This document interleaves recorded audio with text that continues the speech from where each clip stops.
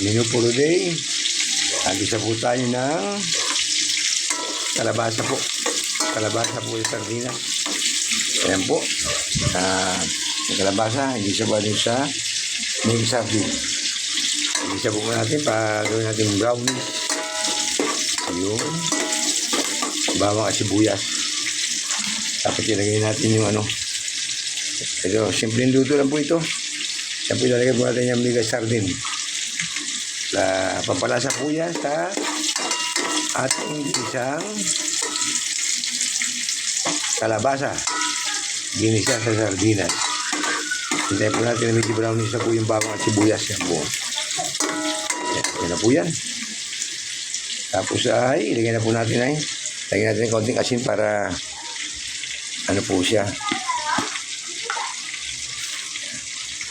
Timplado na rin po siya yan. Sabayin natin sa gisa. Tapos, ilagay na po natin itong mega sardine.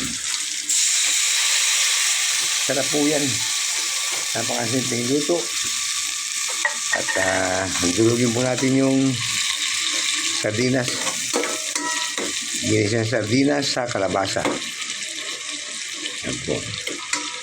Pag nasangkutsa na po yan, at nagisa na, maya po, pag wala na kunti, lalagay po natin yung kalabasa na po. Maya na po. Takpan mo, sabay na rin natin. Yan rin po. Po yung kalabasa. Lagyan na po natin para pagkaluto po niyan, ready to serve na po yan. Lulutuin lang po yung kalabasa at pwede nang kumain. Yan po ay napakalustansyang pagkain. Sabi nga nung ano ay pampalinaw ng mata ang gulay na kalabasa. Yan po. Tapos po ay haluin para yung sardinas ay humalo po sa kalabasa.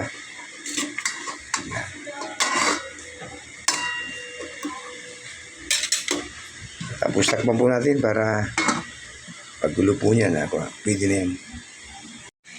Ayan na po yung resulta.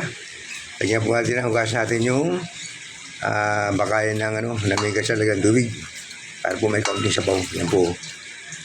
Yan. Tapos po ay takpang muli. Pabaw dyan mamaya. Luto na po yan. Titimplahan natin.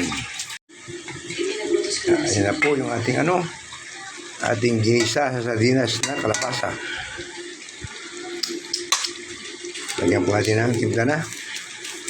Silichi, kaunting ajinomoto. Para po pang paninamnam. Yan po.